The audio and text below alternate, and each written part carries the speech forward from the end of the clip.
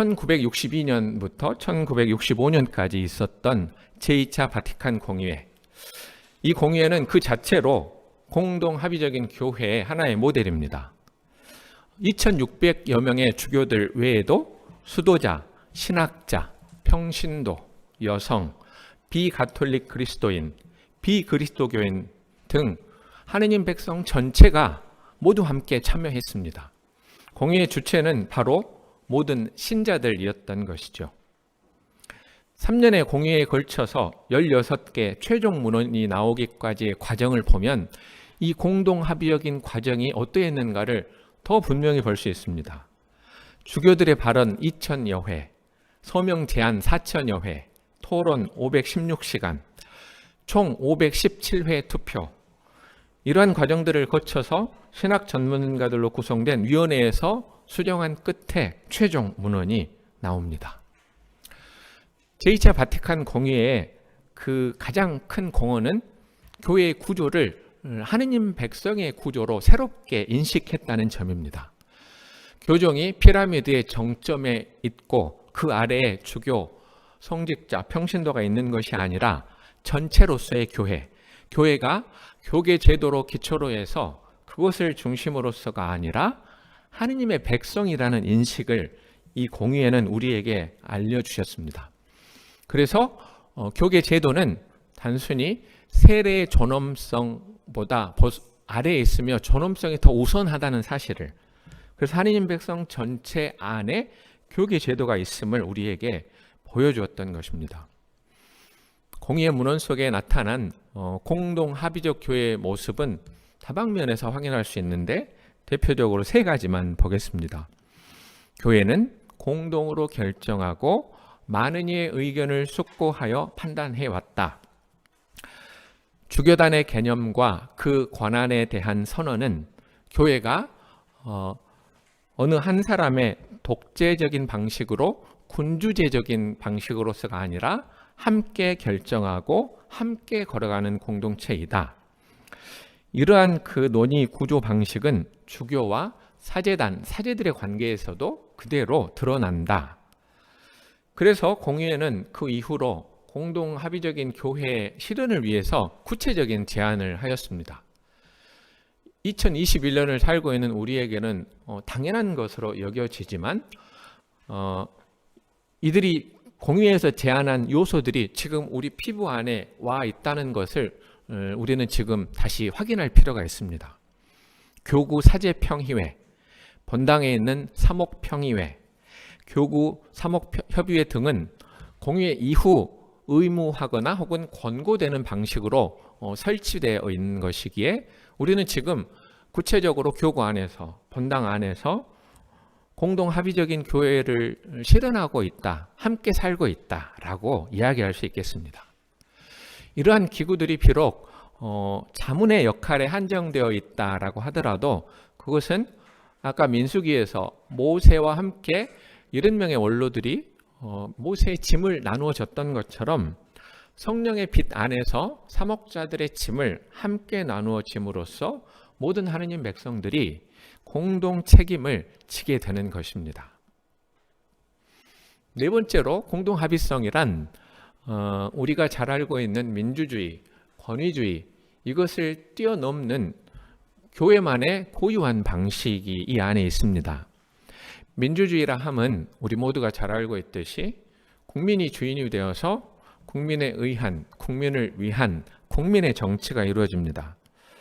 다수결의 원리에 기반을 두고 국민에 의해 선출된 대표자에게 그 권력이, 권한이 주어지지요. 반면에 교회는 하느님 백성이 하느님을 향해서 그리고 거룩함을 향해서 나아가는 여정을 도와주기 위해 조직된 인간들의 공동체입니다. 이 공동체는 그리스도를 머리로 해서 세례를 통해 한 몸을 이루는 공동체이고 선출된 이에게 주어지는 것이 아니라 하느님의 부르심을 받은 이들에게 부여된 그런 거룩한 권력, 명확한 질서 아래에서 하느님의 뜻에 따라 성령의 이끄심 안에서 하느님을 향해 나아가는 공동체라는 점입니다. 이런 그 교회만의 독특한 방식은 세계 주교 시노드, 최근에 개최된 이 시노드의 그 전 여정을 살펴보면 구체적으로 알 수 있는데요. 이 다음 단계에서 하나하나 이제 보겠는데 여기서는 간단하게만 말씀드립니다. 그 세계 주교 시노드를 거쳐가는 여정 안에서 전 세계 13억 명 그리스도인의 모든 목소리를 듣습니다. 그리고 수많은 단계를 걸쳐서 그 목소리들이 수합됩니다. 이것은 민주주의적인 방식이죠.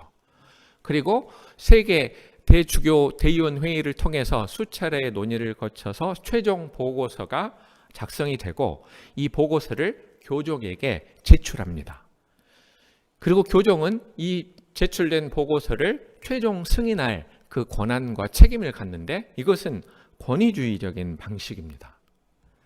그래서 교회는 권위주의와 민주주의를 뛰어넘는 방식인데 그 한가운데 성령께서 함께 계시고 하느님에 의한 거룩한 권력이 교종에게 부여되어 있다는 것을 우리는 믿습니다. 독재자처럼 홀로 결정하지 않고 자문과 협조를 얻어서 그리고 성령과 함께 거룩한 권력을 행사하신다고 우리는 믿는 것이죠. 그래서 시노드적인 정신을 가지고 공동 합의성의 여정을 걸어가는 교회는 이 성령의 작용과 공동 식별의 과정을 거쳐가야 하는 것입니다. 세계 주교 대의원 회의, 그 세계 주교 시노드 정관에서도 이 점을 분명히 하고 있습니다.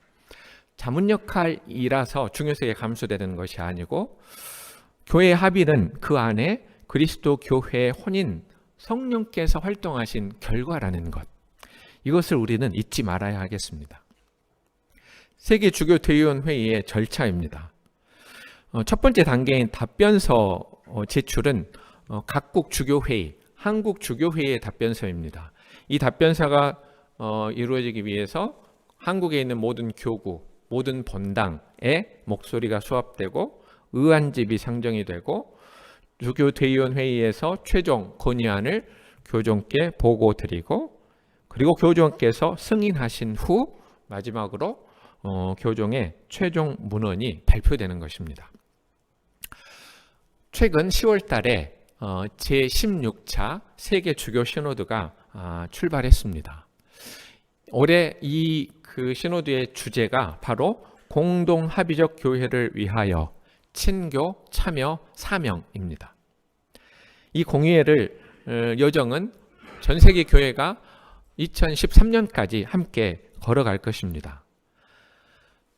세계 주교 대의원 회의 총무이신 마리오 추기경께서는 이 공동 합의성이 어디를 지향해야 하는가를 지난 5월 달에 계획을 발표하시는 자리에서 분명하게 간명하게 말씀하십니다.